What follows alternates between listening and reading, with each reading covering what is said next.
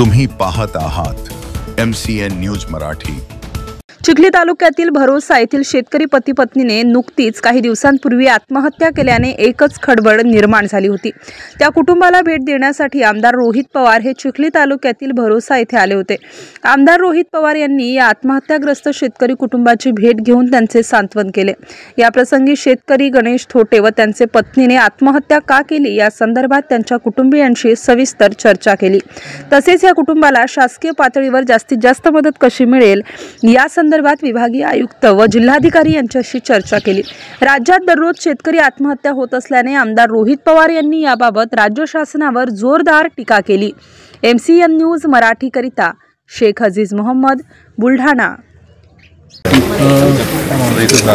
भाऊ, आज तुम्ही भेट दिली, काय कुटुंबाशी कसं फक्त या तुटत्या परिवाराला आज आम्ही सगळ्यांनी मिळून भेट दिली।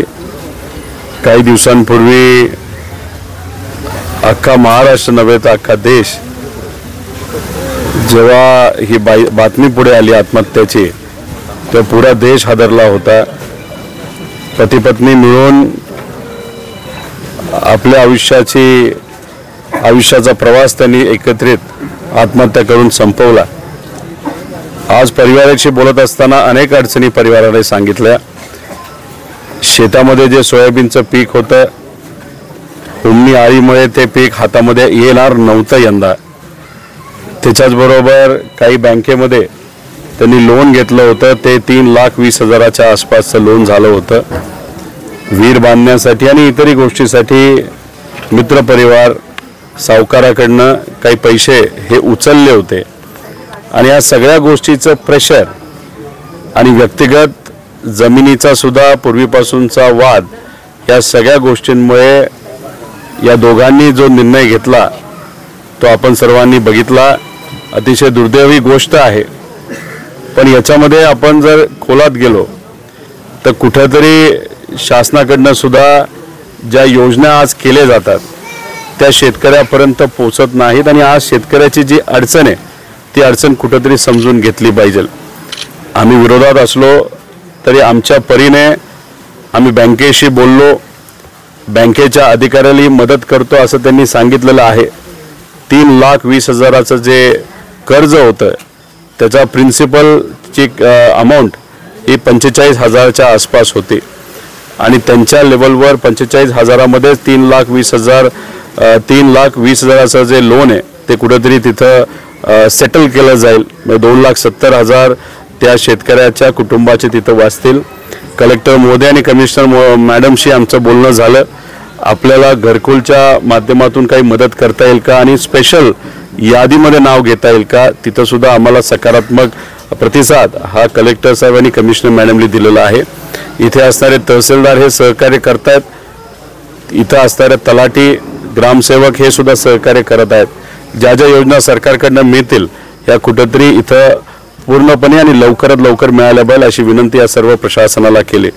पण इथं जेव्हा आम्ही चर्चा करत होतो एक गोष्ट ऐकून फार आश्चर्य वाटलं आणि थोडी काही प्रमाणात चीड सुद्धा आली। 2-3 दिवसापूर्वी जेव्हा खासदार महोदय इथं आले होते, जे मंत्री आहेत त्यांच्याबरोबर काही अधिकारी आले होते अशी चर्चा आहे। अधिकाऱ्यांना कोणी ओळखत नाहीत, पण त्या अधिकाऱ्यांनी इथं असणाऱ्या कुटुंबियांना असं सांगितलं की आत्महत्या आहे असं न सांगता हा एक कुठेतरी घटना घडली, दुर्घटना घडली आणि त्याच्यात हे दोघं मृत्युमुखी पडले असं काहीतरी सांगा, मग कदाचित तुम्हाला जास्त पैसे मिळतील, म्हणजे त्याच्यात 8 लाख रुपये मिळतील असं तिथं असणाऱ्या अधिकाऱ्यांनी सांगितलं। आता ही गोष्ट मला आश्चर्यचकित झालो मी की तुम्ही कुठेतरी शेतकऱ्याला खोटं बोलण्यासाठी सांगताय, परिवाराला खोटं बोलण्यासाठी सांगताय। तुमच्या क्षमता आणि ताकद असेल तर तुम्ही अतिरिक्त मदत या कुटुंबाला दिली गेली पाहिजे। जसं मार्केट समिती असेल, आदरणीय शरदचंद्र पवार राष्ट्रवादी यांच्याकडनं सुद्धा काही मदत दिली जाते, काही इथे असणारे लोक मदत करत आहेत। अशी वेगळी मदत शासनाकडनं देण्यापेक्षा कुठेतरी खोटं बोला असं ते सांगत असेल ही दुर्दैव आहे। पण आज या महाराष्ट्रामध्ये शेतकऱ्याची परिस्थिती अतिशय हालाकीची झालेली आहे। या शेतकऱ्यांनी सोयाबीनच्या पिकाकडे जे होणारं नुकसान आहे ते बघून त्यांनी आत्महत्या केली। पण या महाराष्ट्रामध्ये सर्व सोयाबीनचे शेतकरी आज अडचणीत आलेले आहेत, त्याच्याबरोबर कपाशीचे शेतकरी अडचणीत आहेत, मक्याला सुद्धा तिथं रोग आलेला असं कुठेतरी तिथं कळतंय। विम्याच्या बाबतीत बोलायचं झालं तर 20% शेतकऱ्यांनी यंदा फक्त विमा घेतलेला आहे आणि त्याच्यात 80% शेतकरी हे विम्यापासून वंचित राहिलेले आहेत। आणि आता अवकाळी पाऊस, त्याच्याच बरोबर ढगफुटी आणि काही ठिकाणी दुबार पेरणीची अडचण, याच्यामुळे या महाराष्ट्रामध्ये असणारे करोडो शेतकरी आज अडचणीत येणार आहे। पण शासन मात्र त्या बाबतीत कुठेही लक्ष देत नाही, उदासीन आहे शेती या विषयाच्या बाबतीत। खऱ्या अर्थाने शेतकऱ्याकडे, कष्टकऱ्याकडे, ग्रामीण भागाकडे सुद्धा सरकारने लक्ष दिलं गेलं पाहिजे, पण ते आज देताना दिसत नाही, ही दुर्दैवी गोष्ट आहे।